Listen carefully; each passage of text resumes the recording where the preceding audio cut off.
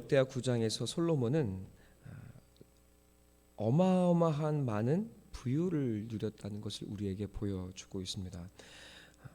이스라엘 백성들은 솔로몬과 함께 그 누구도 누릴 수 없는 물질적인 축복을 받고 있는 것으로 9장은 보여주고 있습니다.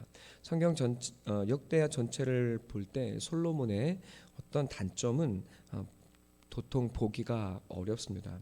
솔로몬은 이스라엘의 영광을 제시하는 비전의 사람이 되어 있기 때문입니다. 그러나 이 말씀을 읽는 역대하의 독자들은 사실은 눈물과 아픔과 포로됨과 그리고 사로잡힘과 핍박 속에서 그리고 폐허가 된 고국 땅에서 자신의 삶을 새롭게 일궈야 하는 고난의 자리에 있었던 사람들이었습니다. 네, 역대하 9장에서 솔로몬은 어마어마한 세금을 거두어 드립니다. 그리고 중개 무역을 통해서 온 나라의 모든 금과 은들이 솔로몬과 이스라엘 수중으로 들어오게 됩니다. 그래서 솔로몬은 성전의 모든 것들을 금으로 가득 채울 수 있었고 또 자신의 부하들과 그리고 자신의 모든 것들을 금으로 채울 수 있었습니다. 20절에 솔로몬 왕이 마시는 그릇은 다 금이요 레바논 나무궁의 그릇들도 다 순금이라. 솔로몬의 시대에 은을 귀하게 여기지 아니했다라고 이야기하고 있습니다. 여러분, 금은 너무나 많았고 은은 얼마나 많았냐면 이렇게 이야기하고 있습니다. 27절 왕이 예루살렘에서 은을 돌같이 흔하게 하고 백향목을 평지에 뽕나무같이 많게 하였더라. 아멘. 은을 돌같이 흔하게 했다고 말합니다. 돈을 밟고 다녔던 사람들의 시대가 바로 솔로몬 시대였다는 것을 우리가 알게 됩니다. 그래서 수많은 사람들이 솔로몬과 그리고 솔로몬의 영광과 솔로몬의 시대를 부러워합니다. 액면 그대로 이 모습을 우리의 삶에 적용하고 또 솔로몬처럼 축복을 받고자 합니다. 그러나 우리가 말씀을 자세히 읽어보면 이야기는 쉽게 그렇게 흘러가지 않는다는 것을 보게 됩니다. 10장에서 북쪽 지파 사람들이 솔로몬의 아들 르호보암을 향하여 반역을 꾀하게 되죠. 그리고 이스라엘은 분열되기 시작합니다. 어떻게 이런 일들이 있었을까? 이것은 바로 사실은 9장의 그 모습이 드러나 있습니다. 금과 은을 길바닥에 돌처럼 흔하게 만든 시대였다고 성경은 이야기합니다. 영광과 축복의 모습으로 그려지고 있지만 사실은 이야기는 그렇게 간단하지가 않습니다. 은이 그토록 흔하게 많아졌고 금이 많아졌다는 사실은 이 땅의 화폐량이 통화량이 증가했다는 것을 의미합니다. 통화량이 기하급수적으로 증가했습니다. 통화량이 증가했다는 것은 수입이 늘어난다는 것을 의미합니다. 그러나 더 자세하게 살펴보면 통화량의 증가는 부가 늘어나는 것처럼 보이고 돈을 많이 소유하는 것처럼 느껴지지만 사실은 통화량의 증가는 돈의 가치가 하락했다는 것을 드러내는 하나의 표징일 수 있습니다. 사실은 돈의 가치가 떨어지고 있었던 겁니다. 돈이 너무 많았기 때문입니다. 그러면 인플레이션이 발생합니다. 이 인플레이션이 발생하게 되면 자산가들의 돈을 쉽게 모을 수 있는 자산가들은 그 삶을 유지하기가 굉장히 더 용이하고 유리해지고 더욱더 부자가 됩니다. 그러나 통화량이 증가하여 화폐 가치가 떨어졌을 때에는 자신의 노동력으로 생계를 이어야 하는 서민들에게는 죽음과도 같았을 겁니다. 왜냐하면 먹고 살기 위해 고도의 인플레이션이 발생했을 것이고 그 돈을 벌기 위해서는 자신의 몸과 삶을 더 열심히 갈아 넣어야 했을 것이기 때문입니다. 그러니까 서민들의 삶은 사실은 더욱더 어려워졌다는 것을 뜻하는 것입니다. 먹고 살 수 있을 법했지만 그 삶을 유지하기 위해서는 더 가혹한 노동을 했어야 했다는 사실을 의미하고 있습니다. 그러나 그에 반해서 자산가들, 귀족들, 그리고 왕가들, 그리고 제사장들은 더 여유 있고 넉넉한 삶을 살게 되었을 겁니다. 여러분, 그 차이가 바로 10장에서 드러나고 있는 겁니다. 르호보암과 그리고 그를 따르는 젊은 사람들은 부유하고 호강을 누리고 있습니다. 그러나 백성들은 르호보암에게 찾아와 솔로몬 이래로 자신들이 노역으로 말미암아 노동 강도가 심해서 죽게 생겼다고 말하고 있는 장면을 우리가 보게 되는 것입니다. 그러나 르호보암은 이 진정한 부의 가치가 어디에서 오고 있는지를 몰랐습니다.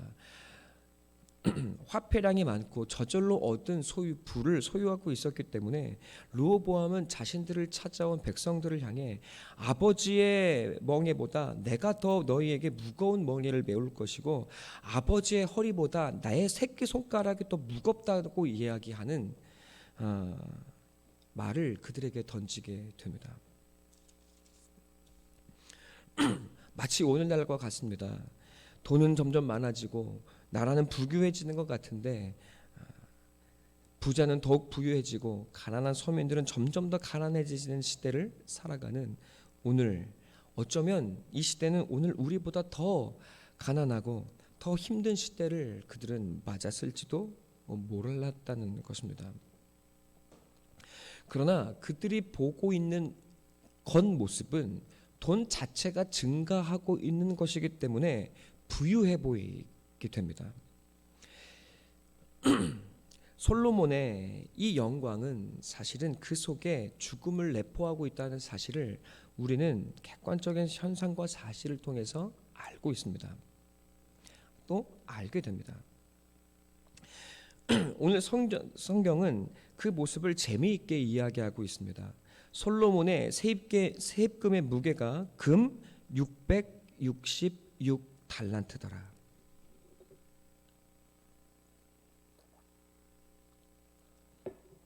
요한계시록에서 하나님은 요한을 통해서 악마의 수가 무엇인지 사단의 수가 무엇인지를 이야기합니다. 그것은 바로 666입니다. 그 666은 어떤 사람들은 바코드라고 이야기하고 또 어떤 사람들은 신용카드라고 이야기하고 또 앞으로 다가올 시대에 그 666은 우리의 머리에 또 새겨질 칩이 될 것이라고 이야기합니다. 여러분, 그렇지 않습니다. 666은 돈을 뜻하는 단어입니다.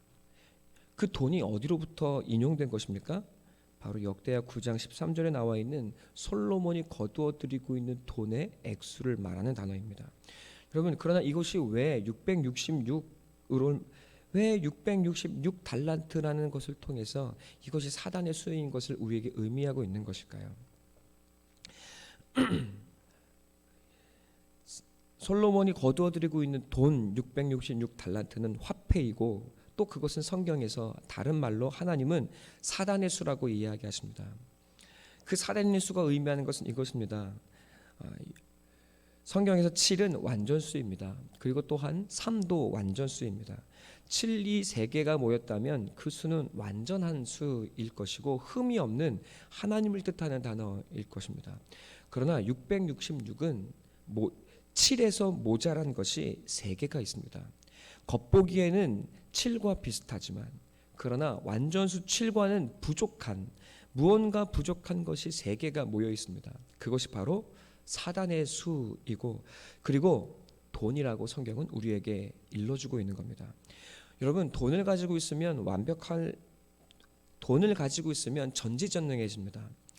이루지 못할 것이 없고 얻지 못할 것이 없습니다. 돈이 있으면 웬만하면 건강을 치유할 수 있고 웬만하면 건강을 또 유지할 수 있습니다.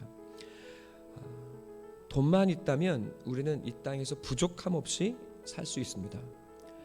돈만 있다면 우리는 사실은 하나님이 필요 없습니다. 왜? 돈은 전지전능하기 때문입니다. 그래서 이 땅에 사는 수많은 성도들이 하나님께 나와 돈을 구합니다. 돈을 달라고, 그리고 필요를 채워달라고 하나님께 구합니다. 여러분, 솔로몬은 그 모든 소원을 이루었습니다. 돈이 그토록 많다는 것입니다. 그러나 그 이면 속에는 백성을 억누르는 짐이, 그리고 무게가, 죽음이 깔려 있습니다. 그리고 결국 우리 역대하 10장 31절은 이렇게 이야기합니다. 솔로몬이 그의 조상들과 함께 그의 아버지 다윗의 성에 장사되고 그의 아들 르호보암이 대신하여 왕이 되니라. 그러나 솔로몬도 결국 죽습니다. 죽을 수밖에 없는 인간의 인생, 그도 역시 인간이었던 것입니다. 인간이 언제 하나님을 찾고 부르기 시작했습니까? 에덴 동산을 떠난 사람들이 하나님을 부르기 시작했을 때는 곧 자신이 죽을 수밖에 없는 존재라는 것을 깨달은 에노스의 시대 때부터입니다. 에노스의 뜻이 무엇이었습니까? 에노스는 죽을 수밖에 없다는 뜻이었습니다. 그때로부터 사람들은 하나님을 찾았다고 이야기합니다. 주 안에 사랑하는 성도 여러분, 우리는 역대하 9장에 감추어져 있는 뒷모습을 볼 수 있는 지혜가 있어야 합니다. 그래야 10장을 연결할 수 있고 그 10장에서의 분열이 이유가 무엇인지를 우리는 깨달을 수 있습니다. 그리고 그 솔로몬의 부가 결국엔 이스라엘을 나뉘게 하고 그리고 이스라엘이 망하게 되는 단초가 되었다는 사실을 성경은 우리에게 담담하게 일러주고 또 보여주고 있습니다. 죽을 수밖에 없는 것, 그것은 인간에게 주어진 하나님의 뜻입니다. 그러나 하나님이 우리를 죽음 가운데 두신 것은 하나님을 찾고 우리가 하나님으로 말미암아 하나님의 생명을 담을 수 있고 하늘의 영생을 얻을 수 있는 축복의 선물, 그리고 축복의 존재가 되었다는 사실을 깨닫게 하시기 위함입니다. 우리에게 더 큰 영광은 무엇입니까? 하나님이 우리와 함께 하시다는 것입니다. 이스라엘 백성은 광야에서 돈이 없이 살았습니다. 그러나 그들은 광야를 살아냈습니다. 하나님이 그들과 함께 하셨기 때문입니다. 여러분, 우리는 어쩌면 솔로몬과 같은 돈과 지혜는 없을지 모릅니다. 그러나 우리는 솔로몬이 놓쳤던 하나님을 날마다 찾고 그를 구하며 그리고 매일매일 매순간 말씀에 의지하여 하나님의 지혜를 구하고 또 그 말씀에 순종하여 오늘 우리의 하루를 살아냅니다. 하나님은 그것이 진정한 지혜라고 우리에게 말씀해 주십니다. 우리가 돈을 구하고 돈이 우리의 삶에 편만해질 때 여러분, 그것은 도리어 사단의 수가 되고 그리고 우리를 미혹해 하고 우리를 넘어뜨리는 사단의 숨은 술수가 된다고 성경은 오늘 우리에게 가르치고 있습니다. 우리의 마음이 늘 하나님을 향하게 하는 것, 그것이 하나님의 뜻이요 그리고 우리를 인도하심입니다. 또 때로 우리의 삶에 솔로몬과 같은 이 금이 이 화폐가 넘쳐나게 될 때 여러분, 우리는 그 화폐를 우리 안에 쌓아두는 것이 아니라 썩어질 배설물로 우리 안에 쌓아두는 것이 아니라 여러분, 사람을 살리는 하늘의 도구로 그 물질을 그리고 화폐를 사용하는 하늘의 지혜로운 성도가 되기를 간절한 마음으로 소망하고 기도합니다. 주 안에 진정으로 하늘의 생명을 얻고 또 이 땅에서 하나님의 나라를 이루어가는, 분열되지 않는 하나님의 나라를 맛보고 그 나라의 백성으로 이 땅에 하나님의 나라를 드러내는, 돈이 아닌 하나님의 말씀으로 살아내며 또 돈을 하나님의 뜻에 맞게 사용할 줄 아는 하늘의 백성, 우리 사랑 성도가 되시기를 간절한 마음으로 소원하고 기도합니다. 여러분, 솔로몬을 부러워하지 마십시오. 여러분은 이미 솔로몬보다 더 뛰어난 하늘의 사람이 되어 있습니다. 함께 기도하겠습니다.